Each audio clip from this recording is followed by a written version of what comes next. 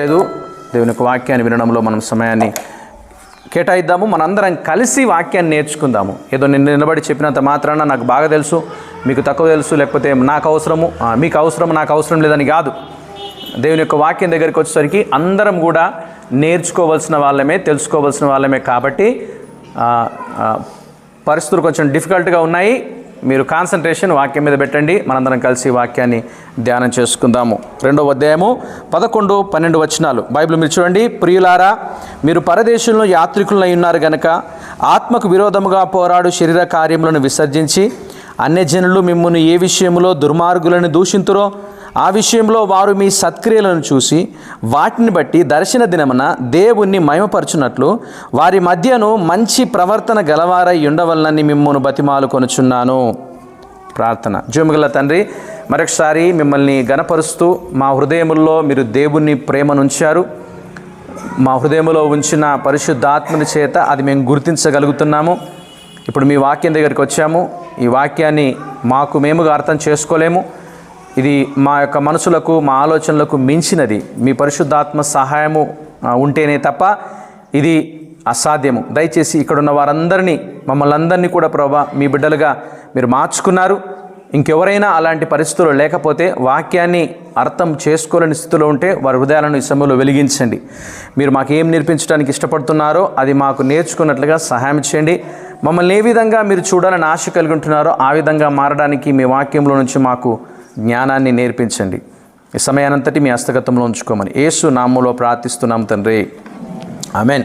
దేవుని యొక్క వాక్యంలో పోయిన కొన్ని వారాల నుంచి మనం నేర్చుకుంటున్నాము. 2వ అధ్యాయంలో ఇది పోయిన వారంలో 9, 10 వచనాల్లో క్రైస్తవులుగా మన స్థానము, మన గురించి, మనము దేవునిలో యేసు క్రీస్తులో దేవుని యొక్క కృపచేత మన స్థానం ఏ విధంగా ఉన్నది అనే సంగతిని మనం చూసాము. మనము ఏర్పరచబడిన వారము, రాజులము, యాజకులము, దేవుని యొక్క సొత్తైన ప్రజలు అనే సంగతిని దేవుని యొక్క వాక్యం ద్వారా మనం చూసాం. అయితే ఈ సమయంలో దేవుని యొక్క వాక్యంలో నుంచి నేను ఈ 11, 12 వచనాల నుంచి మీకు చెప్పదలుచుకున్నది ఏమిటి అని అంటే, ఈ 9, 10 వచనాల్లో నుంచి మనం నేర్చుకున్నట్టుగా మన స్థానాన్ని మనం కలిగిన వాళ్ళమై ఉండి ఆయన చీకట్లో ఉండి ఆశ్చర్యమైన వెలుగులోనికి మనల్ని పిలిచాడు. కాబట్టి ఆయన గుణాతిశయములను ప్రచురించే క్రమములో ప్రచురించే వారముగా ఉన్నప్పుడు వ్యక్తిగతంగా దేవుని బిడ్డలంగా మనకున్న కొన్ని పోరాటాలు, కొన్ని రకాల పనిచేస్తుందా?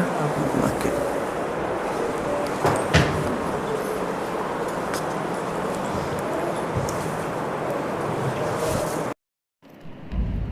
సారీ.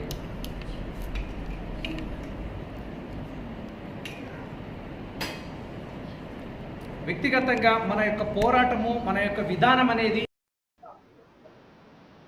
12 వచనాల్లో మనం చూస్తాము. ఒకసారి ఆలోచిస్తే ఈ 11, 12 వచనాల్లో మెయిన్గా చెప్తున్న విషయం ఏంటి అని అంటే,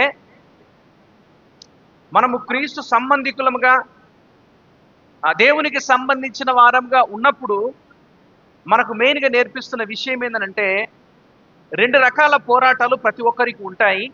అది క్రైస్తవులకు, దేవుని యందు విశ్వాసం ఉంచి ఆయన బ్రతుకుతున్న వారికి, ఆయన మీద ఆధారపడి బ్రతుకుతున్న వారికి 2 రకాల పోరాటాలు ఉంటాయి. 11వ వచనం వరకు, 11వ వచనము నుండి లోపల జరిగే పోరాటము, దీన్ని ఏమంటారంటే అంతరంగములో జరిగే పోరాటం అని. రెండవదిగా మనం చూస్తే 12వ వచనంలో బయట జరిగే పోరాటము. అంటే క్రైస్తవునికి 2 రకాల పోరాటాలు తప్పనిసరిగా ఉంటాయి. అది లోపల జరిగే పోరాటము, బయట జరిగే పోరాటం అనే సంగతిని దేవుని యొక్క వాక్యం ద్వారా గుర్తు చేస్తుంటున్నాడు. ఒకసారి ఆలోచిస్తే ఈ లోపల జరిగే పోరాటం అనేది బయట కనిపించదు, కానీ లోపల జరిగే పోరాటం యొక్క రిజల్టే బయట కనిపిస్తుంది. ఈ సంగతిని ఈ యొక్క వచనాల్లో మనకు తెలియజేస్తున్నాడు. దీన్ని ఈరోజు మీతో చెప్పాలనుకున్న టాపిక్ ఏంటంటే, క్రైస్తవ జీవితం అనేది ఆత్మీయ యుద్ధం లాంటిది. క్రైస్తవ జీవితం అనేది ఆత్మీయ యుద్ధం లాంటిది. ఈ 12, 11 వచనాలను యాక్చువల్గా ఈ 11వ వచనం నుంచి 20వ వచనం వరకు గ్రంథంలో ఉన్న రచయిత, గ్రంథకర్త ఏమంటాడు విషయాలు ముఖ్యంగా 3 విషయాలు గుర్తు చేస్తున్నాడు.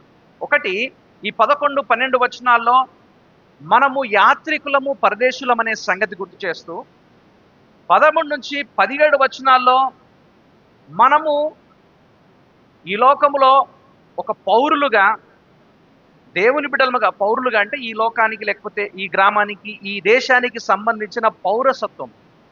ఓకే, మనందరికి ఆధార్ కార్డు ఇక్కనే ఉందా, అమెరికాలో ఉందా? ఈయనే ఉంది కదా. అంటే ఈ దేశానికి సంబంధించిన వాళ్ళము.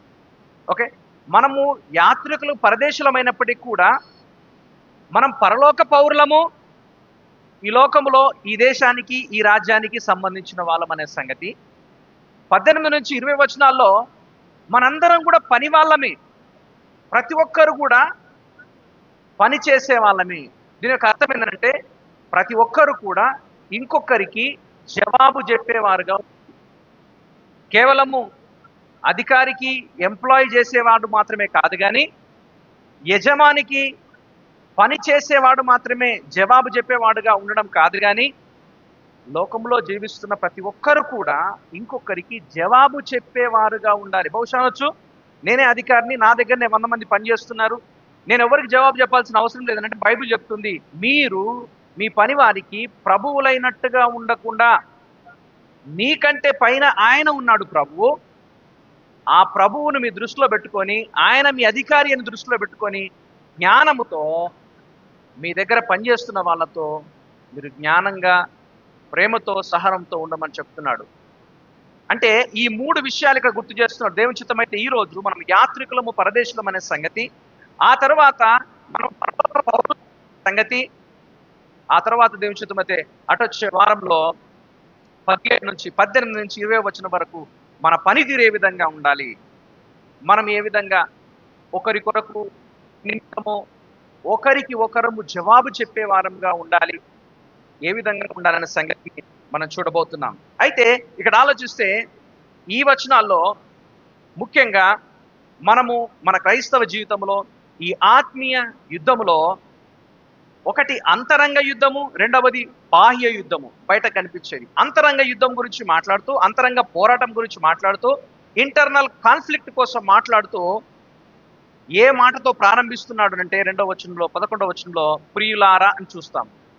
ప్రియులారా, యాక్చువల్ చెప్పాలంటే తెలుగులో ప్రియులారా అనే మాట చెప్పిన తర్వాత మళ్ళీ డైరెక్ట్ మ్యాటర్కి వచ్చాడు, కానీ దీన్ని యాక్చువల్గా ఒరిజినల్ లాంగ్వేజ్ చూస్తే ప్రియులారా అనే మాట చెప్పిన తర్వాత 12వ వచనము చివరిలో ఉంచుడండి. 12వ వచనము చివరి లైను, మిమ్మును బతిమాలు కొనుచున్నాను. ఏంటది? మిమ్మల్ని బతిమాలు కొనుచున్నాను. అంటే దీన్ని ఏ విధంగా చదవాలి అంటే, ప్రియులారా నేను మిమ్మల్ని బతిమాలుచున్నాను అని ప్రారంభం కావాలి.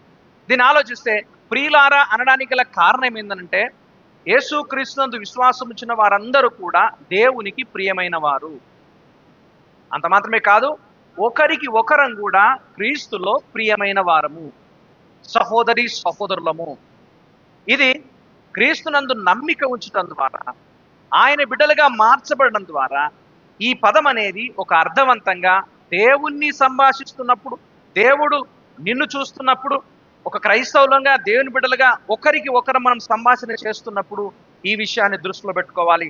ఇది మన యొక్క స్థానము, మనకున్న గుర్తింపు అనే సంగతి. రెండవదిగా నేను చెప్పినట్టుగా ప్రియులారా నేను బతిమాలుచున్నాను అంటున్నాడు. బతిమాలడం అంటే దీన్ని మనం ఆలోచిస్తే ఇంగ్లీష్లో యాక్చువల్ చెప్పాలంటే తెలుగులో బతిమాలడం అని ఉంది, కానీ దీని అసలైన అర్థం ఏంటంటే అడుక్కోవడం, బెగ్గింగ్ అంటారు, బిసీచింగ్ అంటారు, ఓకే, అర్జింగ్ అంటారు. ఇంకో విధంగా చెప్పాలంటే అడుక్కోవడం. నేను మిమ్మల్ని బతిమాలుచున్నాను. ఎందుకు బతిమాలుచున్నాడు అని అంటే వాక్యంలో చూస్తే 11వ వచనంలో విషయంలో కొన్ని విషయాల్లో మీరు జాగ్రత్తగా ఉండి విడిచిపెట్టుకోవాలి. కొన్ని విషయాల్లో మీరు జాగ్రత్తగా ఉండి దేవుని గురించిన అవగాహన వేరే వాళ్ళకు వచ్చే విధంగా మీ ప్రవర్తన ఉండాలి. ఈ 2 విషయాలు మీరు దృష్టిలో పెట్టుకోండి అని ఆయన బతిమాలుతున్నాడు. బైబిల్లో చూస్తే పౌలు చాలా సందర్భాల్లో విశ్వాసులకు రాస్తున్నప్పుడు, సంఘాలకు రాస్తున్నప్పుడు ఇదే సంగతి గుర్తు చేస్తాడు. 2 కొరింథీ రాసిన పత్రిక 5వ అధ్యాయం 2వ వచనంలో 20వ వచనంలో నేను బతిమాలుచున్నాను, క్రీస్తు ప్రేమను బట్టి బతిమాలుచున్నాను. రోమిల రాసిన పత్రిక 12వ అధ్యాయం 1వ వచనంలో కూడా నేను మిమ్మల్ని బతిమాలుచున్నాను అంటాడు. ఫిలమోను పత్రిక మనకు అందరికి తెలుసు. ఫిలమోను దేవుని యొక్క వాక్యాన్ని, దేవుని యొక్క సంగతులను రాస్తూ, ఒనేసిము బానిస పారిపోయిన వ్యక్తి, ఆయన గురించి తెలియజేస్తూ, పౌలు ఫిలోమోనుతో అంటున్నాడు, ఈయన విషయంలో నేను నిన్ను ఐఆమ్ బెగ్గింగ్ యూ, నేను అడుక్కుంటున్నాను అని. దీన్ని మనం ఎందుకు మనం ఎందుకు ఫోకస్ చేయాలి అంటే, దేవుని వాక్యం అనేది, దేవుని యొక్క సేవకులు అనేది, వాక్యము చెప్పడం అనేది మిమ్మల్ని బతిమలాడడం, మిమ్మల్ని అడగడము. ఇంక కొంచెం ముందుకు వచ్చి చెప్పమంటారా? దేవుని వాక్యం చెప్తున్న ప్రతిసారి కూడా దేవుని యొక్క సేవకునిగా నేను మిమ్మల్ని అడుక్కుంటున్నాను, నేను మిమ్మల్ని బతిమాలుతున్నాను, నేను మిమ్మల్ని క్రీస్తు దగ్గరికి రండి, క్రీస్తుతో సమాధాన పడండి, పాపాలని విడిచిపెట్టండి, దేవునికి యోగ్యంగా నిజమైన క్రైస్తవులుగా పరలోక పౌరులుగా లోకములో బ్రతకండి అని ఒక సేవకునిగా పౌలు, పేతురు, ఆ ప్రియమైన వారలారా బతిమాలుచున్నానని ఏ విధంగా చెప్తున్నాడో అదే విధంగా దేవుని యొక్క సేవకునిగా ఈ దినాన ఇక్కడున్న మీతో నేను బతిమాలుతున్నాను. నా మాట కంటే మీకు డీప్గా అర్థమై ఉంటుంది. ఇక్కడ పేతురు చెప్తున్న మాట కూడా మీకు డీప్గా అర్థం కావాలి. ఊరికనే 4 కొటేషన్లు చెప్పి టైంపాస్ కోసం 4 మాటలు టైంపాస్ కోసం కూడా మీరు వచ్చినట్టుగా ఇది క్రైస్తవుల ఉద్దేశం కాదు, సంఘం యొక్క ఉద్దేశం కాదు. ఒకరిని ఇంకొకరు క్రీస్తులో పురికొల్పడానికి, ఆత్మీయతలో సరిగా దేవుని కొరకు నమ్మకంగా జీవించండి అని బతిమాలడము. 2 విషయాలు బతిమాలుకున్నాను. ఒకటి 11వ వచనం ప్రకారం చూస్తే, మీరు పరదేశులను యాత్రికులై ఉన్నారు కాబట్టి, ఇంకా చూడండి, యాత్రికులై ఉన్నారు కాబట్టి ఆత్మకు విరోధంగా పోరాడు శరీర కార్యములను విసర్జించాలి. ఒకటి మీకు బతిమలాడుతూ చెప్తున్న మాట ఏందనంటే, ఈ లోకం అనేది శాశ్వతమైంది కాదు, ఇది టెంపరరీ వరల్డ్ అనే సంగతిని ఇక్కడ గుర్తు చేస్తున్నాడు. ఫర్ ఎగ్జాంపుల్, మనకందరికి చార్మినార్ అంటే ఇష్టం. ఎంతమంది చూసారు? చార్మినార్ చూస్తాం, ఫోటోలు తీసుకుంటాం, చాలా సంతృప్తి ఎంతో. కానీ ఇది అందమైంది, ఇది చాలా బాగుంది, దీని పక్కనే రూమ్ తీసుకొని ఇట్లా బట్టే ఉందాం, రోజు చూడొచ్చు అనుకుంటామా? అనుకోము. ఎందుకు? మనం యాత్రికులుగా వెళ్ళాం కాబట్టి చూస్తాము, అయిపోయింది. పరదేశులు అంటే అర్థమైంది, వేరే దేశానికి సంబంధించిన వారు. ఆలోచించండి, మనకంటూ ఒక గుర్తింపు ఉంది. మనకు ఆధార్ కార్డు ఉంది, పాన్ కార్డు ఉంది, రేషన్ కార్డు ఉంది, పాస్పోర్ట్ ఉంది. ఇవన్నిటిని బట్టి మనం చూస్తే మనం ఈ స్థలానికి, ఈ గ్రామానికి, ఈ దేశానికి సంబంధించిన వాళ్ళమని. మీరు కానీ మనం కానీ వేరే దేశానికి వెళ్తే అక్కడ మనమందరం కూడా, వాక్యంలో చూస్తే మనం మామూలుగా ఆలోచిస్తే మనమందరం కూడా పర్మనెంట్ రెసిడెంట్స్ కాదు. మనం అక్కడ ఉండే వాళ్ళు కూడా మనల్ని ఆ విధంగా ట్రీట్ చేయరు. ఆలోచించండి, ఈ లోకంలో జీవిస్తున్నప్పుడు దేవుని వాక్యం పదే పదే మనకు గుర్తు చేస్తున్నది ఏమిటి అనంటే, మనం ఈ లోక సంబంధికులం కాదు, మనకంటూ ఒక పరలోక రాజ్యం ఉంది. అది పర్మనెంట్గా నిత్యము ఉండే రాజ్యము, నిత్యము ఉండే స్థలము. ఆ స్థలము కొరకు మనము వెళుతున్న వారము, పాస్ అవుతున్న వాళ్ళము, దాటిపోతున్న వాళ్ళము. సో ఈ లోకంలో శాశ్వతమైనది కాదని తెలుసుకొని పరదేశులం, యాత్రికులం అనే సంగతిని దేవుని యొక్క వాక్యం ద్వారా గుర్తు చేస్తుంటున్నాను. ఎందుకనంటే మనమందరం కూడా యాత్రికులము. ఇది కొంతకాలం ఉండి కొంతకాలం పాస్ అయ్యే, లేకపోతే ప్రయాణం చేసే స్థలం. ఇది మన మనసులో పెట్టుకోవాలి. రెండవదిగా చెప్తున్న మాట ఏంటంటే, మనకున్న పోరాటం అనేది ఎప్పుడు కూడా చులకనగా చూడొద్దు. మనకున్న పోరాటం, బైబిల్ మీరు చూడండి, ఈ పోరాటం ఏ విధంగా ఉందంట? ఏమనుంది? ఆత్మకు విరోధముగా పోరాడు శరీర ఆశలు. ఆత్మకు విరోధముగా పోరాడే శరీర ఆశలు. దీని యొక్క అర్థం ఏంటంటే, దేవుని యందు విశ్వాసం ఇచ్చాడు. ఆ ప్రభు దృష్టిగా మార్చబడతారు, నూతన జీవితం కోసం ఆశపడతారు.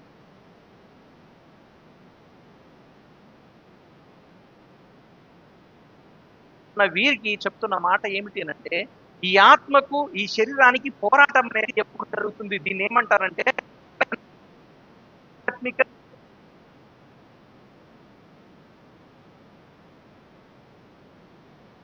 నీ ఆత్మకు, నీ శరీరానికి ఎప్పుడు పోరాటం జరుగుతూనే ఉంది.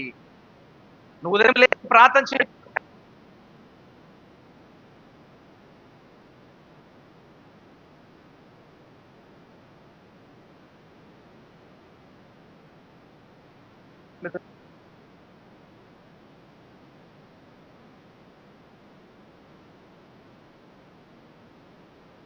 సేపట్లో మన ఆలోచనలు మారిపోతాయి.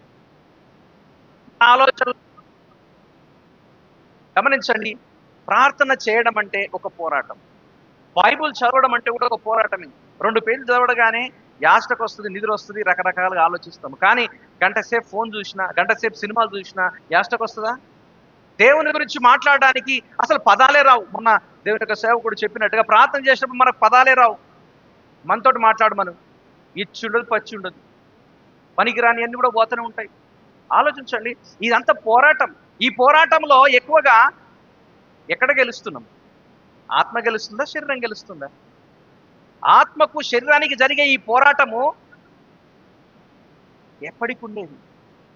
ఇది ఎప్పుడు కూడా చులకనగా చూడొద్దు. దేవుని వాక్యంలో చూస్తే ఈ లోకంలో ఉన్న వాళ్ళు వాళ్ళకి సంబంధించిన దాంతో పోరాడుతూ ఉంటారు. వాటి కోసమే వాళ్ళు జీవిస్తారు. అంతేకాదు అవి కలిగి ఉన్నందువల్ల తృప్తి పొందుతారు. వాటిని ప్రమోట్ చేయడానికి ప్రయత్నం చేస్తారు. నేనంటే ఏం తెలుసా? నా బ్యాక్గ్రౌండ్ చూడు, నా ఫ్రంట్ గ్రౌండ్ చూడు, నన్ను చూడు. వీటి కోసమే వాళ్ళు ప్రమోట్ చేసుకోవడానికి ప్రయత్నం చేస్తారు. ఇంకోటి ఏంటంటే వేరే వాళ్ళ విషయంలో వీళ్ళు అభద్రతా భావం కలిగి ఉంటారు. వేరే వాళ్ళు వచ్చి మళ్ళీ నన్ను దాటిపోతారేమో, నాకంటే ఎక్కువ అవుతారేమో లోకంలో ఉన్నవారు. ఇలాంటి వాళ్ళు దేవుని వాక్యంలో చూస్తే అదే పేతురు గ్రంథంలో 2వ అధ్యాయము 2వ పేతురులో 3వ అధ్యాయం 3-4 వచనాల్లో ఈ మాట ఉంది.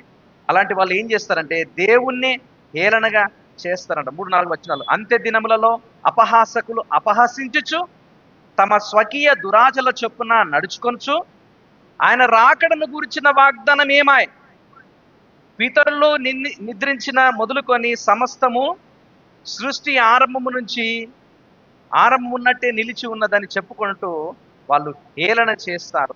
లోకంలో ఉన్న వాళ్లకు ఈ పోరాటం అనేది పెద్ద పోరాటంగా ఉండదు. ఎందుకంటే వాళ్ళు దాంతో హ్యాపీగా ఉంటారు. నిజంగా చెప్పాలంటే అది టెంపరరీ హ్యాపీ. అది నిజంగా ఒక్క సంతోషానికి వాళ్ళు కట్టుబడి ఉండరు. వాక్యంలో చూస్తే ఇలాంటి కోరికలు కలిగిన వారు, ఇలాంటి ఆశలు కలిగిన వారు వాటికి బానిసలు. ఎందుకంటే క్రైస్తవులకు ఇలాంటి కోరికలు, ఇలాంటి యొక్క శరీర సంబంధమైన ఆత్మకు శరీరానికి జరిగే ఈ వార్ఫేర్లో, ఈ యొక్క పోరాటంలో దేవుని బిడ్డలు క్రైస్తవులు జయించడానికి ప్రయత్నం చేస్తారు. సింపుల్గా మీకు అర్థమయ్యే విధంగా చెప్తాను. ప్రార్థన, పని, సంఘ సహవాసము, వేరే సహవాసం, సంఘంలో ముఖ్యమైన కార్యాలు, చుట్టాలలో అంత ముఖ్యమైనవి కాదు. నువ్వు ఒకపోతే అది ఆగదు. వీటిలో మనం దేన్ని గెలిపిస్తాం ఎక్కువ? దేనికి ప్రాధాన్యతనిస్తాం? మీరు ఆలోచించండి. ఈ పోరాటంలో క్రైస్తవులు కోరికలకు బానిసలు కారు. ఎందుకనంటే వాక్యంలో చూస్తే వీటిని దేవుని యొక్క శక్తి చేత జయిస్తారు. జార్జ్ మ్యూలర్ అనే వ్యక్తి, జార్జ్ ముల్లర్ అంటారు, జార్జ్ మ్యూలర్ అనే వ్యక్తి ఆయన ఇంగ్లాండ్ దేశంలో గొప్ప పరిచర్య చేశారు. చాలా మంది అనాథ పిల్లలకు ఆశ్రయాన్ని కల్పించి చాలా మందిని ప్రయోజనకరులుగా చేశాడు, కష్టపడ్డాడు. ఆయన వృద్ధుడు అయిపోయిన తర్వాత ఇక పని చేయలేని పరిస్థితులకు వచ్చినప్పుడు వృద్ధుడైన తర్వాత దేవుని ప్రార్థన చేసిందంట. ప్రభువా, ఏమని ప్రార్థన చేసిందంటే, lord don't let me become a wicked old. అర్థమైందంటే నేను వృద్ధాప్యంలో ఉన్నాం కాబట్టి దుష్టుడైన వృద్ధుణ్ణి కాకుండా నాకు సహాయము చెయ్యు. ఒకవేళ ఇప్పుడు పని ఎక్కువ లేదు కాబట్టి, పడుకుని ఉన్నాను కాబట్టి నా ఆలోచనలో దుష్టత్వము రాకుండా సహాయం చేయు. నా మాటల్లో నా సెల్ఫిష్, నా వ్యక్తిగతమైన డబ్బా కొట్టుకోకుండా నాకు సహాయం చెయ్యు. ఎవరైనా వేరే వాళ్ళు నా గురించి తక్కువ మాట్లాడితే వాళ్ళను నేను నిందించకుండా నాకు సహాయం చెయ్యు. అనగా నేను వృద్ధాప్యములో ఉన్న దుష్టుని వలె నేను చావద్దు అని ప్రార్థన చేశాను. ఎందుకంటే ఇలాంటి ఆత్మీయ విషయంలో చాలాసార్లు మనం కూడా ఓడిపోతాం. బైబిల్లో చూస్తే మంచి విశ్వాస వీరులే ఈ శరీర కార్యాలకు, ఈ ఆత్మకు శరీరకానికి జరిగే ఈ యుద్ధంలో ఓడిపోయారు కొన్నిసార్లు. నోవహ్ అనే వ్యక్తి ఉన్నాడు. 950 సంవత్సరాలు బతికాడు. 650 సంవత్సరాల వరకు చాలా గొప్పగా దేవుని కొరకు నమ్మకంగా ఉన్నాడు. ఒకసారి జలప్రలయం అయిపోయిన తర్వాత ఎక్కడిది అక్కడ సెటిల్ అయిపోయిన తర్వాత బైబిల్లో 9వ అధ్యాయంలో ఉంది, ఆయన అంత అయిపోయిన తర్వాత ద్రాక్ష తోట వేశాడు, ద్రాక్షరసం తాగాడు, వస్త్రహీనుడై బట్ట లేకుండా పడిపోయినట్ట. ఆలోచించారు. 120 సంవత్సరాలు తృష్ణతో సేవ చేసిండు. అసలు వానంటేనే తెలియదు వాళ్ళకు. జనాలు వచ్చి అడిగారు, ఏందా నువ్వు కట్టేదంటే ఓడ. దేనికోసం కడుతున్నావు? వర్షం వస్తుంది. వర్షమా? వర్షం అంటే ఎట్లుంటుంది? అప్పటి వరకు ఎవరు చూడలే వర్షం అంటే ఎట్లుంటుంది. అర్థమవుతుందా? వర్షం వచ్చి దాని నుంచి తప్పించుకోవడానికే ఓడ కడుతున్నా అని 120 సంవత్సరాలు గట్టిగా సాక్ష్యం చెప్పిన ఆయన పోయి ఆయన దేవుని దృష్టిలో అభాగ్యునిగా, లేకపోతే ఇంకో విధంగా చెప్పాలంటే విశ్వాసంలో ఓడిపోయాడు. బైబిల్లో చాలా గొప్ప వ్యక్తే, దేవుని యొక్క హృదయానుసరణ బైబిల్లో ఉంది, చాలా గొప్ప కార్యాలు చేశాడు. కానీ ఒక స్త్రీ విషయంలో ఆయన పడిపోయి దేవుని దృష్టిలో ఘోరమైన పాపం చేశాడు. ఏలియా ఉన్నాడు, ఆహాబు, యెజెబెలు. ఎంతమంది తెలుసు? ఆహాబు, యెజెబెలు. ఆహాబు, యెజెబెలు ఆయన్ను తరిమేసినప్పుడు నిలబడ్డాడు, గట్టిగా ఫైట్ చేశాడు. దేవుని యొక్క నామమే, దేవుడే, యెహోవా దేవుడే నిజమైన దేవుడని అన్ని విధాలా ప్రజలకు చెప్పడానికి ప్రయత్నం చేశాడు, నిరూపించాడు కూడా. కానీ ఒకనొక సమయం వచ్చింది, డిప్రెషన్లోకి వెళ్ళిపోయాడు. యెజెబెలు నన్ను చంపడానికి వస్తుంది ప్రభు అని పారిపోయి ఒక దగ్గర దాక్కొని ఏమని ప్రార్థన చేసింది తెలుసా? నా పితరుల కంటే నేను గొప్పని కాదు, ఇక చాలు, నా ప్రాణం తీసుకోవాలి. నేను ఇంకా ఇంకా నేను ఇంకా ఇంకా ముందుకు పోలేను, నా వల్ల కాదు కాబట్టి నా ప్రాణం తీసుకోమని ప్రార్థన చేశాను. హిజ్కియా అనే ఒక వ్యక్తి ఉన్నాడు, రాజు, గొప్ప రాజు. ఇశ్రాయేల్ అందరిలో కూడా దక్షిణ దేశంలో పరిపాలన చేసిన రాజుల్లో కొంతమంది మంచి రాజులు ఉంటారు. అందులో ఇంకా చాలా మంచి రాజు, గొప్ప పరిపాలన చేసిండు, మంచి వ్యవసాయాన్ని ప్రజల్లోనికి అభివృద్ధి చేసిండు. కానీ అన్నీ బాగైన తర్వాత బైబిల్లో ఒక చాలా భయంకరమైన మాట ఉంది ఆయన గురించి, హృదయమందు గర్వించి అని. ఏంటది? హృదయమందు గర్వించి. ఆత్మకు విరోధంగా జరిగే శరీర కార్యంలో ఇవన్నీ ఉంటాయి: గర్వము, అహంభావము, గుర్తింపు, రకరకాల పాపాలు, ఇవన్నీ ఉంటాయి. మనం ఈ శరీరంతో ఉన్నంత కాలము ఇలాంటి వాటితో జాగ్రత్తగా ఉండాలి. ఒక ఆయన అన్నాడు, నువ్వు వయసులో పెరుగుతున్నప్పుడు నీ శరీరం బలం తగ్గుతుంది కానీ పాపం యొక్క బలం తగ్గదు. అర్థమవుతుందా? మన శరీరంలో బలం తగ్గుతుంది, మన మైండ్లో ఆలోచన తగ్గుతుంది, కానీ మన శరీరంలో ఉన్న పాపం యొక్క బలము తగ్గదు. ఎందుకనంటే అది ఎప్పుడు కూడా మనతోనే ఉంటుంది. భక్తుల పౌలు అంటాడు, పాపమునకు లోనైన ఈ శరీరం నుంచి నన్ను ఎవ్వరు విడిపించగలరు, అయ్యో నేనంత దౌర్భాగ్యుడను అంటారు. ఆలోచించండి, ఇవన్నీ కూడా మనతో ఉండి మనల్ని ఆత్మకు విరోధంగా చేయటానికి ప్రేరణ చేసే పాపాలు. కానీ క్రైస్తవులకున్న గొప్ప నిరీక్షణ ఏంటంటే, రక్షింపబడిన వ్యక్తులకున్న గొప్ప నిరీక్షణ ఏంటంటే, విశ్వాసము ద్వారా పరిశుద్ధాత్ముడు మనలో ఉండి ఆయన శక్తి చేత మనల్ని ప్రభావితము చేయడం ద్వారా ఈ యుద్ధంలో, ఈ పోరాటంలో జయం కలగడానికి అవకాశం ఉంటుంది. కొంతమంది మానసికంగా ఆలోచిస్తూ ఏమంటారంటే, నేను ఇంతే, నా బతికింతే, నేనేం మారను, నేను అనుకుంటున్నా కానీ చేయలేకుండా ఉండలేకపోతున్నా. కొన్నిసార్లు దేవుని గురించి నాకు తెలుసులే అంటే నా గురించి కూడా దేవునికి తెలుసులే అన్నట్టుగా ఆలోచిస్తారు. కానీ గుర్తుపెట్టుకోండి, దేవుని వాక్యం చెప్తుంది ఏమిటి అనంటే, వీటిని విసర్జించాలని, వీటిని విసర్జించాలని. దేవుని యొక్క వాక్యంలో చూస్తే ఇవి రాసిన పత్రిక 5వ అధ్యాయము అందరు తీసి చూడండి. శరీర కార్యములు అని ఒక పెద్ద లిస్టే ఇస్తారు. ఏంటవి? శరీర కార్యములు స్పష్టమై ఉన్నవి. అవేవనగా జారత్వము, అపవిత్రత. 5వ అధ్యాయం 19వ వచనం నుంచి చదువుతున్నాను.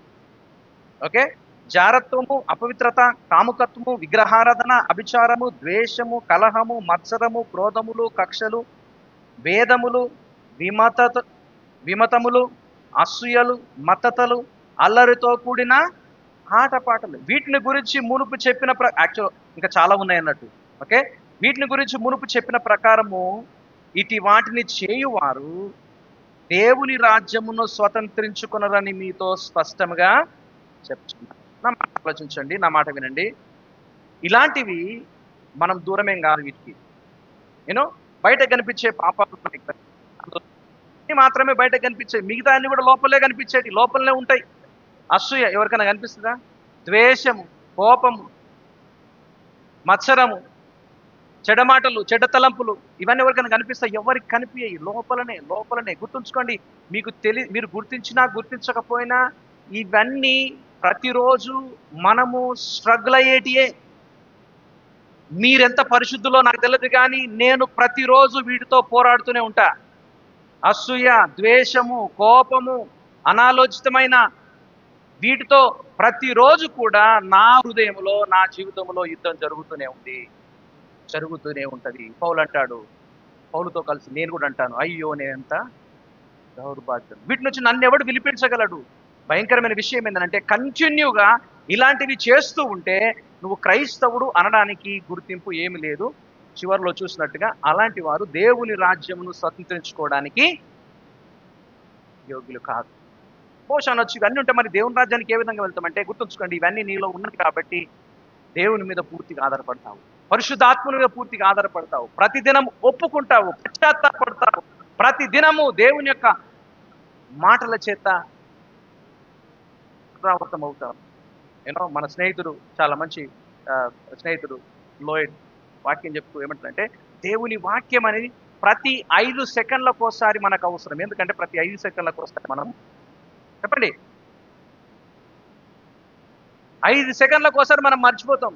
అందుకనే దేవుని వాక్యం అనేది, దేవుని యొక్క సువార్త అనేది, దేవుని యొక్క ఆత్మ సత్యములు అనేవి మనకు ప్రతి దినము, ప్రతి క్షణము, ప్రతి విషయంలో అవసరము.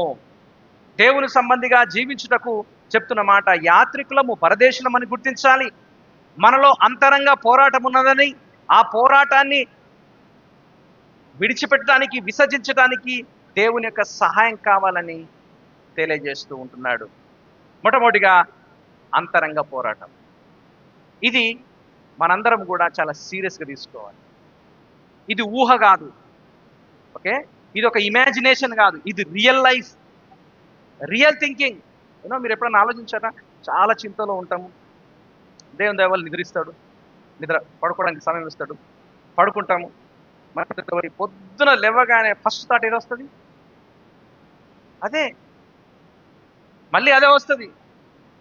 చింత కావచ్చు, భవిష్యత్తుల గురించి కావచ్చు, కెరియర్ గురించి కావచ్చు, చదువుకునేటోళ్ళు చదువుల గురించి కావచ్చు, ఓకే, వీళ్ళ చదువుల గురించి మీరు కావచ్చు. ఏదో ఒక రకంగా మనల్ని తినేస్తూనే ఉంటుంది. బైబిల్ చెప్తున్న మాట ఏంటి తెలుసా? వీటిని విసర్జించాలంటే ఏ విధంగా సాధ్యమవుతుంది? పరిశుద్ధాత్మని యొక్క శక్తి చేత మాత్రమే.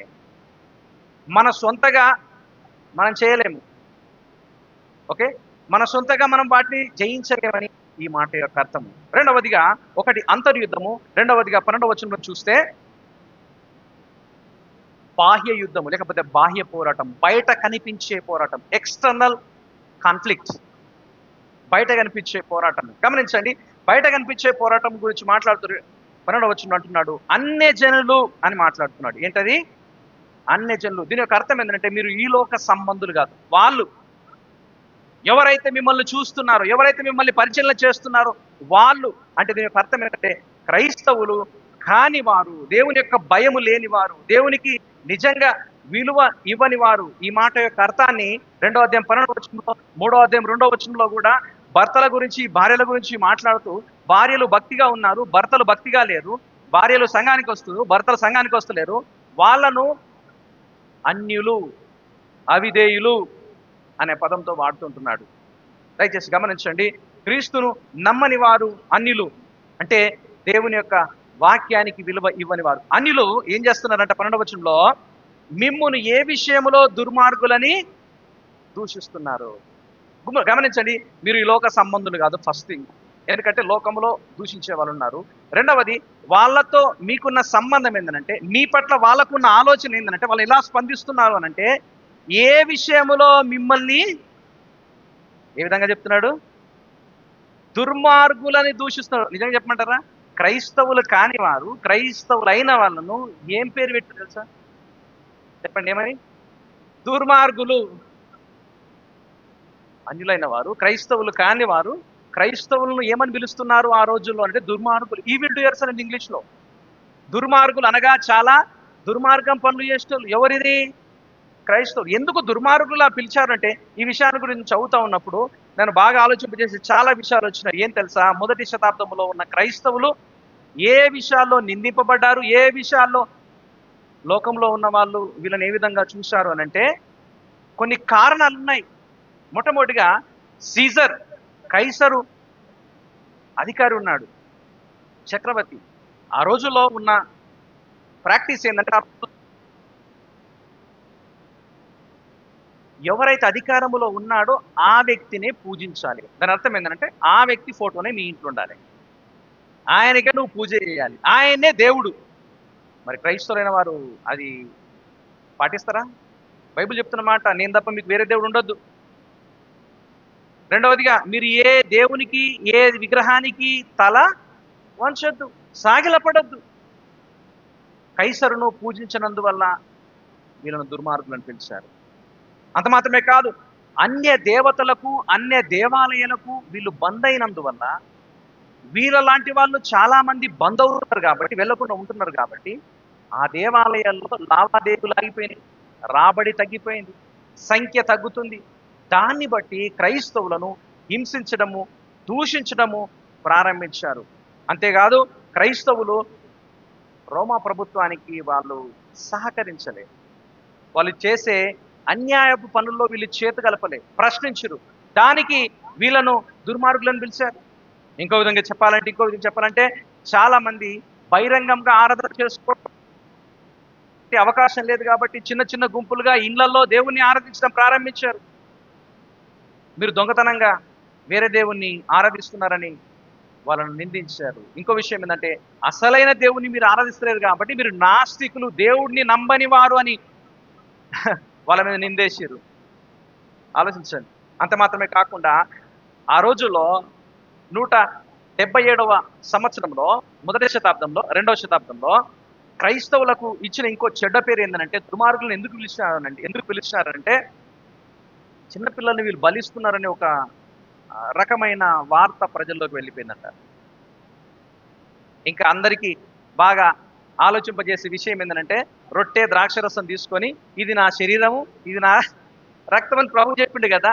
ఈ రొట్టె యేసుక్రీస్తు శరీరము, ఈ ద్రాక్షరసము యేసుక్రీస్తు రక్తానికి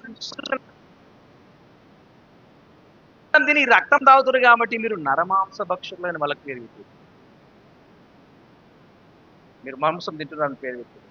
ఇంకా అనేకులను బాగా ఆలోచింపజేసిన విషయం ఏంటంటే ఆ రోజుల్లో ప్రతి క్రైస్తవ సంఘంలో కూడా మొదటి శతాబ్దంలో యజమానులు ఉంటారు, బానిసలు కూడా ఉంటారు.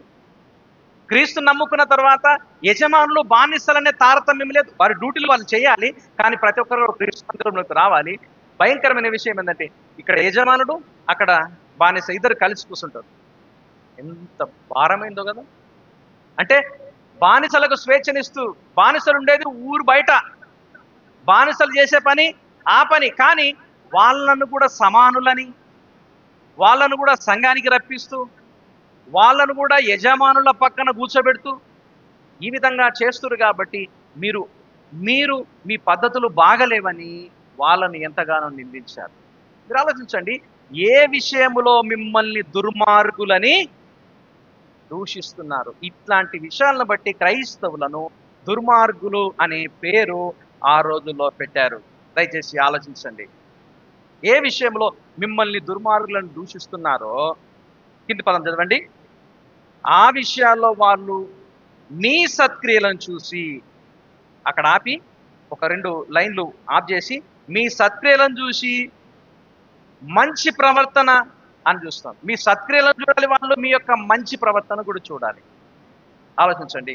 ఒకటి, మీరు ఈ యొక్క బాహ్య లేకపోతే బయట కనిపించే యుద్ధంలో మీరు ఈ లోక సంబంధులు కాదు అనే సంగతి గుర్తుంచుకోండి. రెండవదిగా క్రైస్తవులు కాని వారు మిమ్మల్ని ఏ విధంగా దూషిస్తున్నారు అనే సంగతి గుర్తుంచుకోండి.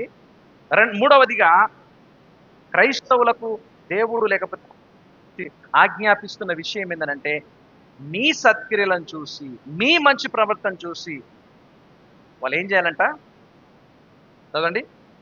ఏ విషయంలో మీరు ఆ విషయంలో వారు మీ సత్క్రియలను చూసి వారి మధ్య మంచి ప్రవర్తన గలవారై ఉండాలి. ఒకటి సత్క్రియలు, రెండవది మంచి ప్రవర్తన. సత్క్రియలు, మంచి ప్రవర్తన. ఈ విషయాన్ని మనం పదే పదే ఫస్ట్ నుంచే చేసుకుంటూ వస్తున్నాము. 15వ వచనంలో కూడా మీరు ఏమనుంది? సమస్త విషయంలో మంచి ప్రవర్తన కలిగి ఉండాలని. 18వ వచనంలో కూడా మీరు వ్యర్థమైన వాటి యందు కొనబడలేదు అనగా మీరు మంచి ప్రవర్తన కలిగి ఉండాలని. 3వ అధ్యాయంలో మళ్ళీ చెప్తున్నాను, 2-3 వచనాలు. 3వ అధ్యాయం ఇద్దరు దాని గురించి మనం ధ్యానం చేద్దాము. భార్యలకు భర్త విషయంలో చెప్తున్నారు, మీ భర్త నమ్ముకోలేదు కాబట్టి మీరు వారి దగ్గర ఎట్లుండాలి? మంచి ప్రవర్తన కలిగి ఉండాలి. చూచి అనే మాట 3వ అధ్యాయం 2వ వచనంలో కావచ్చు, ఇక్కడ కావచ్చు. చూచడం అంటే అబ్జర్వ్ చేయడం, ఇట్లా తలకాయ తిప్పడం కాదు. వాళ్ళు మిమ్మల్ని పరిశీలన చేస్తున్నారు. వారు ఏ విషయంలో మిమ్మల్ని అయితే పరిశీలన చేస్తున్నారో మీ మంచి ప్రవర్తన కలిగి, మీ మంచి ప్రవర్తన విషయంలో వాళ్ళకు ఆలోచన రావాలి. దీని యొక్క అర్థం ఏంటంటే మీ కండక్ట్, మీ లైఫ్ స్టైల్, మీ మాటలు, మీ విధానం అంతా కూడా వాళ్ళను ఆలోచింపజేసే విధంగా ఉండాలి. ఇక్కడ ఆనరేబుల్ అని ఇంగ్లీష్లో ఉంది. మంచి ప్రవర్తన ఇది. యాక్చువల్గా దాని యొక్క అర్థం ఏంటంటే చాలా గొప్ప అర్థము. మంచి ప్రవర్తన, మర్యాద ప్రవర్తన, గౌరవించే విధానం, ఓకే, రెస్పెక్ట్, ఆనర్, ఇవన్నీ కూడా కలిపే ఒక గొప్ప అర్థం ఏంటంటే అది వాళ్ళు గ్రహించాలి. ఎవరు? దేవుడు అంటే తెలియని వాళ్ళు, అన్యులు, ఎవరైతే మిమ్మల్ని దూషిస్తున్నారో వాళ్ళను ఆలోచింపజేసే విధంగా మీ ప్రవర్తన ఉండాలని ఈ యొక్క వాక్యం ద్వారా గుర్తు చేస్తున్నాడు. ఇందులో తెలియజేస్తుంది ఏంటంటే కేవలము సత్క్రియలు మాత్రమే కాదు, కానీ మంచి ప్రవర్తన, ఎక్సలెంట్ బిహేవియర్ అని ఉంది. దాని యొక్క అర్థం ఏంటంటే ఆకర్షించే విధంగా ఉండాలి. అంటే సత్క్రియలు ప్రజల్ని క్రీస్తు వైపు ఆకర్షించే విధంగా ఉండాలి. మన ఆలోచనలు, మన మాటలు క్రీస్తును, ఆయన గుణాలను ప్రజలకు తెలియజేసే విధంగా ఉండాలి.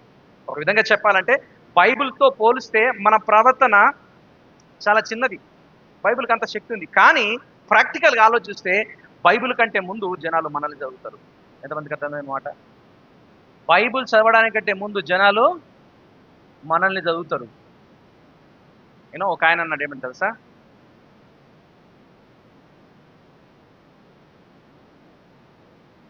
విమోచకుని నువ్వు పరిచయం చేయడానికంటే ముందుగా విమోచించబడిన జీవితం నువ్వు చూపిస్తే బాగుంటుందండి. అర్థమైంది ఎంతమందికి? మళ్ళీ చెప్తాను, ఇంకో చెప్తాను.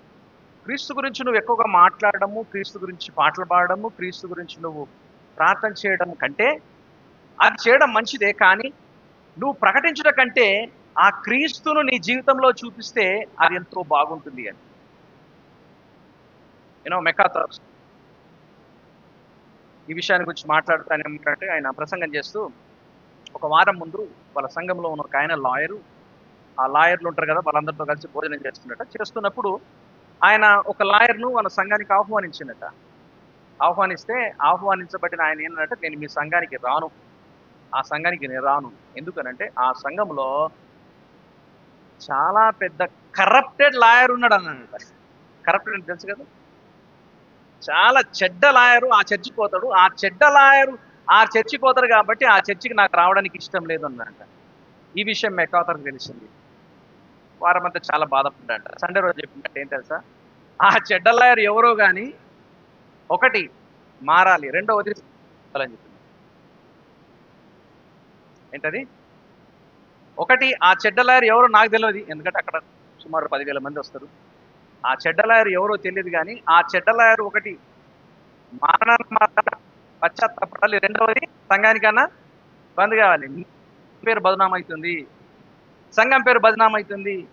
ఇంకో విధంగా చెప్పాలంటే క్రీస్తు పేరు బదనాం అవుతుంది అని ఆయన చెప్పాడంట.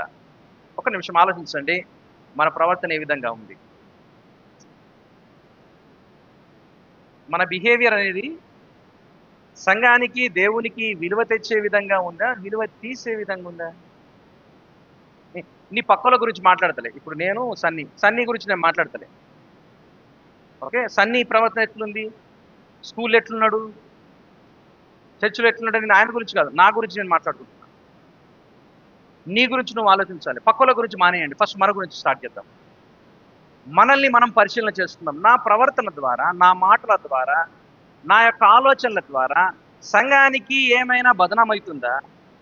క్రీస్తు నామము చులకనగా చూపబడుతుందా? మెకాతోతో కలిసి నేను కూడా అంటాను, అట్లాంటోళ్ళు మారనన్న మారాలి, బంధన కావాలి. ఎందుకనంటే నీ ద్వారా దేవుని నామం ప్రకటింపబడకున్నా పర్వాలేదు, కానీ అవమానపరచబడడం అనేది అతి హీనమైన పాపం. జాగ్రత్త. దేవుని యొక్క కార్యం అనేది ప్రజలకు కనిపించాలి. ఇంకో మాట చెప్పిన ఇక్కడ ముగింపు తీసుకుని వస్తా. 2వ వచనం చూడండి. వాటిని బట్టి దర్శన దినమున దేవుణ్ణి మహిమపరచు. దర్శన దినం అంటే ఏంది? ఎవరు దేవుని మహిమపరుస్తారు? దీన్ని రెండు విధాలుగా పండితులు ఆలోచిస్తారు. కానీ కాంటెక్స్ట్గా మనం చూస్తే, ఒకటి, యేసుక్రీస్తును ప్రతి ఒక్కరు కూడా మహిమపరుస్తారు. ఆయన ధవల సింహాసనం మీద ఉన్నప్పుడు ఆయన నమ్ముకున్న వారు చూస్తారు, ఆయన నమ్ముకోలేని వారు కూడా చూస్తారు. పరలోకంలో నుంచి ప్రజలు చూస్తారు, నరకములో నుంచి కూడా ప్రజలు చూస్తారు. ప్రతి ఒక్కరు కూడా ఆయనను మహిమపరుస్తారు. అదొక ఆలోచన ఏంటంటే, ఎవరైతే మిమ్మల్ని హీనంగా చూసిర్రో, ఎవరైతే మిమ్మల్ని దుర్మార్గులను దూషించిర్రో, వాళ్ళు మారితే, దేవుడు మారితే, గమనించండి, వారిని బట్టి దర్శన కాలమందు, అనగా దేవుడు వారి వీళ్ళను దుర్మార్గులు అని అన్నము, కానీ అది కాదు. వీళ్ళు ఈవిల్ డూయర్స్, వీళ్ళు పనికిరానోళ్ళు అని అన్నము, అది కాదు. వీళ్ళు దేవుని బిడ్డలు అని ఆ దినమున వాళ్ళు తెలుసుకొని దేవుణ్ణి మహిమపరుస్తారు. అందుకని ప్రభు చెప్పాడు, వాళ్ళంటి వారి దగ్గర మనుషులు మీ సత్క్రియలను చూసి పరలోకమందున్న మీ దేవుణ్ణి మహిమపరచునట్లుగా వారి ఎదుట మీ వెలుగును ప్రకాశింపనివ్వు. ప్రతి ఒక్కరికి దేవుడు ఇచ్చిన ఈ ఆజ్ఞ, ఎవరు కూడా దీన్ని చులకనగా చూడదు. అంటే ఇది మనకు ఒక్కరమేనా చేసేది? నేను చాలాసార్లు మనము ఇక్కడ ఉన్న వాళ్ళతో నేను మాట్లాడతాను. మనం చేసే కంపెనీ కావచ్చు, మనం చేసే సహవాసం కావచ్చు, స్కూల్ కావచ్చు, కాలేజ్ కావచ్చు, నేను అక్కడ చూస్తే క్రైస్తవులు ఎక్కువ కనపడరు. ఓకే, ప్రభువుకు భయపడే వాళ్ళు కనపడరు, అంతా లోకపరంగా ఉండే వాళ్ళే కనిపిస్తారు. అలాంటి టైంలో ఒక ఆయన అన్నాడు, ప్రభా, వాల్ స్ట్రీట్ జనరల్, షికాగో ఏరియాలో,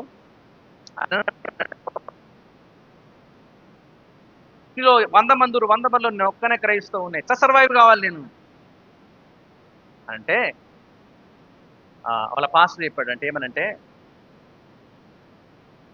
ఒకవేళ కానీ నీకు సోపతుంటే మంచిదే, ఒకరు కాకపోతే ఇద్దరు ఉంటే మంచిదే, కానీ దేవుడు ఒక్కడే ఉంచుండు కదా, నువ్వేం భయపడద్దు. ఎందుకంటే ఒకవేళ నిన్ను కానీ, ఇప్పుడు లడ్డు ఉన్నాడు, ఆయన పేరు ఉండే విక్రమ్ ఉన్నాడు, కాలేజీ మొత్తంలో నేను ఒక్కనే ప్రభావ, ఎవ్వరు లేరు నా సోపతి, ఎటు చూసినా అంతా ఆగమాగములు, అట్లే ఊరైంది, బహుశా అట్లే ఉంటుంది.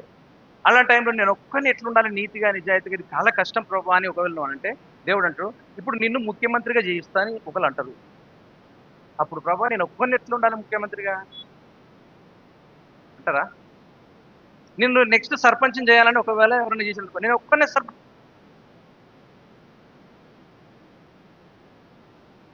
దేవుడు నువ్వు ఉన్న స్థలంలో ఒక్కనిగా, ఒకే వ్యక్తిగా నిన్నుగా ఉంచితే, ఆ విషయంలో నువ్వు దేవునికి వందనాలు చెల్లించాలి, దేవుని సహాయాన్ని కోరకాలి, ధైర్యంగా బ్రతకడానికి దేవుని మీద ఆధారపడాలి. ఆ విషయాన్ని చెప్తున్నాడు. అలా మారినప్పుడు వారు ఒకవేళ నీ సత్ప్రవర్తన చూసి, చాలా స్టోరీలు మనం వింటాము, హాస్టళ్లలో దేవుని ఎరగని ప్రజలు ఉంటారు, మన పిల్లలు వెళ్తారు, చాలా ఛాలెంజెస్ ఉంటాయి, కాలేజ్లో సేమ్ అదే ఛాలెంజెస్, తర్వాత మనం పని చేసే దగ్గర చాలా ఛాలెంజెస్. కానీ ఒకటి గుర్తుంచుకోనండి, దేవుడు ఒక ఉద్దేశముతో నిన్ను పెట్టిండు. ఎవరిని? నిన్ను పెట్టిండు. ఎందుకనంటే నీ వెలుగు ఇతరులకు ప్రకాశించాలని. అదే విషయాన్ని 12వ వచనంలో చెప్తున్నాడు. గుర్తుంచుకోనండి, క్రీస్తు కొరకు క్రైస్తవ జీవితం అనేది ఆత్మీయ పోరాటం, ఆత్మీయ యుద్ధం. ఈ యుద్ధం అనేది అంతరంగంలో జరుగుతుంది, బయట జరుగుతుంది. అంతరంగంలో జరిగే యుద్ధానికి నువ్వే రెస్పాన్సిబుల్. నువ్వే దేవుని మీద ఆధారపడాలి. ఎందుకంటే నువ్వు యాత్రికులు పరదేశులు అనే సంగతి గుర్తెరగాలి. ఆయన మీద ఆధారపడాలి. ఆయన కొరకు నమ్మకంగా ఉండాలి. అందుకని చెప్తున్నది ఏంటంటే ఆత్మకు పోరాడే ఆత్మకు జరిగే పోరాటముకు ఈ శరీర క్రియలను విచ్చరించి, అనగా లోపల జరిగే ఈ పోరాటాన్ని నువ్వు దేవుని యొక్క శక్తి చేత జయిస్తావు. లోపల ఏదుంటుందో బయటకు అదే కనిపిస్తుంది. నువ్వు బయట యుద్ధం చేస్తున్నావు అనంటే, బయట వీటితో పోరాడుతున్నావు, లోపల నువ్వు జయించినావు కాబట్టి. లోపల జయించకపోతే బయట జయించలేవు. లోపల జయించాలంటే దేవుని వాక్యానికి నువ్వు కట్టుబడి ఉండాలి. దేవుని యొక్క వాక్యాన్ని చదవాలి, ధ్యానం చేయాలి, సహవాసం కోరుకోవాలి. సంఘం అనేది చాలా ముఖ్యం. సహవాసం అనేది ముఖ్యం. బైబిల్ స్టడీ అనేది ముఖ్యం. నాకు నేనుగా ఒక్కొని బలపడలేను. నాకు సహోదరులు కావాలి, నన్ను హెచ్చరించే వాళ్ళు కావాలి, నన్ను బలపరిచే వాళ్ళు కావాలి. మనందరూ కూడా సేమ్ అదే. అప్పుడే మన లోపల జరిగే యుద్ధానికి మనం ఈ బయట జరిగే యుద్ధానికి, పోరాటానికి దేవుని కృప చేత ప్రభువు సహాయం చేస్తారు. వాటిని ఎదిరించడానికి. అదేవిధంగా ఇంకో విషయం అంటే ఎదిరించడమే కాదు, కానీ మనల్ని ఏ విషయంలో దుర్మార్గులను దూషిస్తున్నారో మన సత్ప్రవర్తన, మన మంచి క్రియలు చూసి వారు దేవుని మహిమపరుస్తారు, దేవుని కనపరుస్తారు.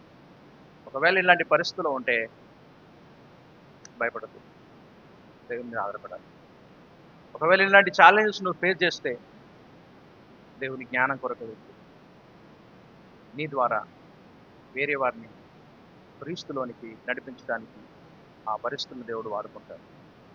యూనో మనం ఎంత పర్వాలేదు, ఇలాంటి విషయంలో ఎప్పుడైనా పర్వాలేదు, కానీ మన యొక్క ఓపిక, సహనము దేవుని మీద ఆధారపడటం ద్వారా దేవుడు వారి కన్ను యేసు ప్రభువుని విశ్వాసిస్తారు, ఆత్మీయతలో బలపడతారు.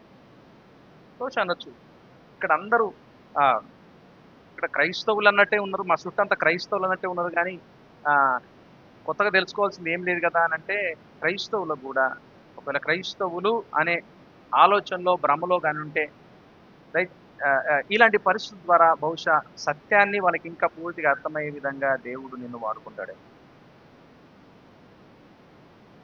దానికోసమే దేవుడు నిన్ను నన్ను ఏర్పాటు చేశాడు. అందరు కళ్ళు మూసుకొని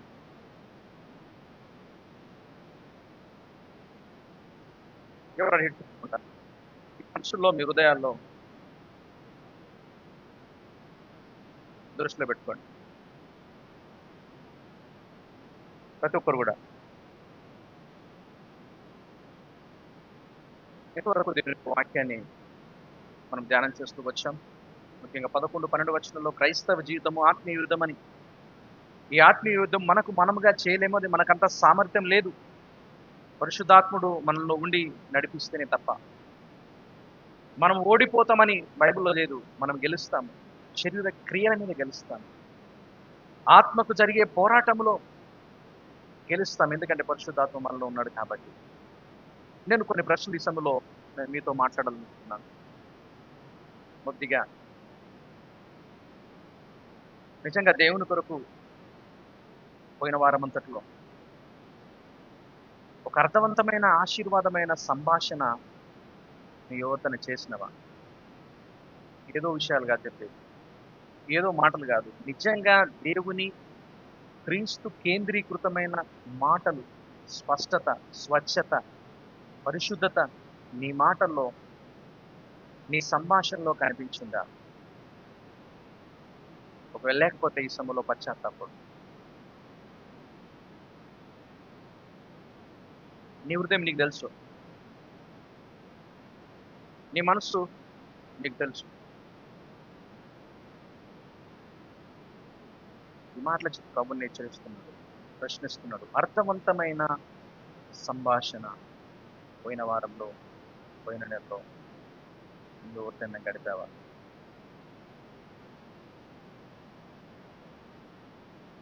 గడపకపోవడానికి గల కారణం శరీరేచ్ఛలకు నువ్వు తావిచ్చినావు కాబట్టి.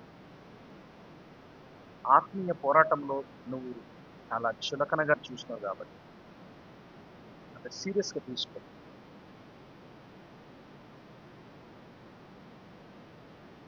రెండో ప్రశ్న, నీ సంభాషణలో నువ్వు దేవుని సంబంధివి, క్రీస్తు సంబంధివి అనే ఏమైనా ఆనవాళ్ళు వాళ్ళకి కనిపించినాయా? నువ్వు క్రైస్తవుడివి, నువ్వు చేతుల బైబిల్, మెడలో సిల్వ, పాటలు, ఇవి కాదు నేను చెప్పేది.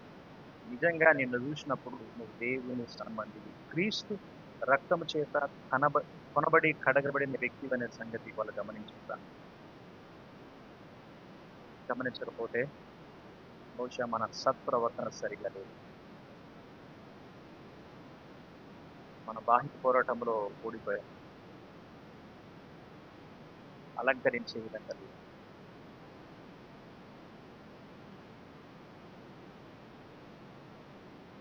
మూడో ప్రశ్న, నువ్వు మాట్లాడే సంభాషణలో క్రీస్తు గురించి ఏమైనా మాట్లాడావా? వాక్యం గురించి, ఆత్మీయత గురించి నువ్వు మాట్లాడావా? ఒకవేళ మాట్లాడకపోతే ప్రభు ఇప్పటికైనా నీకు గుర్తు చేస్తాను.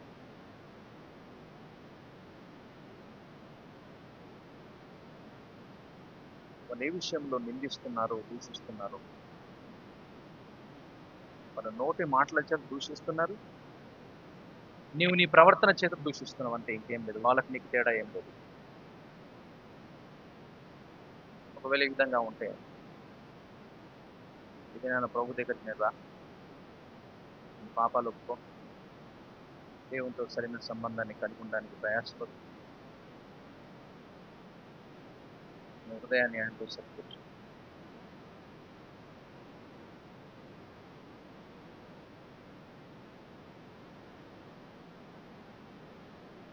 చివరిగా క్రీస్తుని గురించి ప్రకటిస్తున్నాం, మనం ప్రకటిస్తున్నాం, నోటి మాట ద్వారా కాదు, నీ చెప్పే మాట. నీ ప్రవర్తనలో క్రీస్తును గొప్పవానిగా చూపిస్తున్నావా? నీ ఆలోచనలో, నీ బిహేవియర్లో, నీ విశ్వాసంలో క్రీస్తును గొప్పవానిగా నీ జీవితం కనిపిస్తుందా? ఒకవేళ ఇలాంటి విషయాల్లో, ఇలాంటి ప్రశ్నల చేత మిమ్మల్ని దేవుడు ఒప్పిస్తే పశ్చాత్తాపడండి, ప్రభు దగ్గర సరి చేసుకోండి. మీ హృదయాన్ని ఎవరు పరిశీలన చేస్తారు? నాకైతే తెలియదు, నా గురించి మీకు తెలియదు, కానీ మనందరి గురించి మన ప్రభుత్వం తెలుసు. మార్పు అనేది ప్రారంభం కావాలి, అది ఎక్కడో ఒక చోట ప్రారంభం కావాలి. అది ఈ రోజు అయితే కొన్ని నిమిషాలు అందరం ప్రార్థనలో ఉంటాం. ప్రతి ఒక్కరు కూడా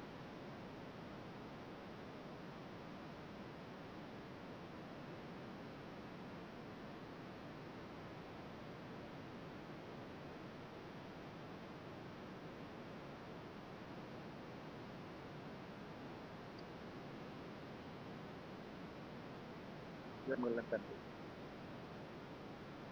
మేము అయోగ్యమని తెలిసి మమ్మల్ని మీరు ప్రేమించండి, మీ ప్రియకుమారుడు యేసుక్రీస్తు ద్వారా మమ్మల్ని మీరు రక్షించండి. క్రీస్తులో మీరు మాకు ఇచ్చిన స్వేచ్ఛ, ప్రతి ఆత్మ సంబంధమైన ఆశీర్వాదం, వీటిని మేము అనుభవిస్తూ మా విశ్వాస యాత్రలో కొనసాగుతున్నప్పుడు ఆత్మతో పోరాడే శరీర కార్యాలను విసర్జించడానికి మీ సహాయం మాకు కావాలి. ఏ విషయాల్లో అయితే ఈ లోకంలో ఉన్న వాళ్ళు మమ్మల్ని దుష్టులు అని లెక్కిస్తున్నారో వాళ్ళే మా సత్క్రియలను చూసి దర్శన దినమునందు మిమ్మల్ని కనపరుచినట్టుగా వారికి మీ మహిమా ప్రకాశమును అనుగ్రహించండి. అలాంటి జ్ఞానము, ఆలోచన నడిపించి మాకు అనుగ్రహించండి.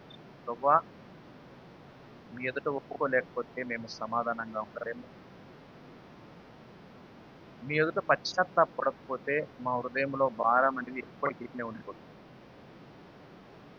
ఇక్కడున్న వారిలో ఇంకెవరికైనా మిమ్మల్ని గురించిన నిజమైన మార్పును గురించిన, రక్షణను గురించిన అవగాహన లేకపోతే ప్రభా, మీ ఎదుట నేను బతిమాలుతున్నాను, మేమందరం కలిసి ప్రాధేయపడుతున్నాము, వారి మనసుల్లో కార్యం జరిగింది.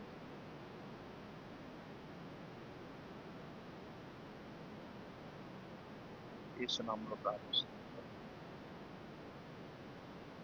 మంచిది. అందరం అదే విధంగా ప్రార్థన. మన ముందున్న రొట్టె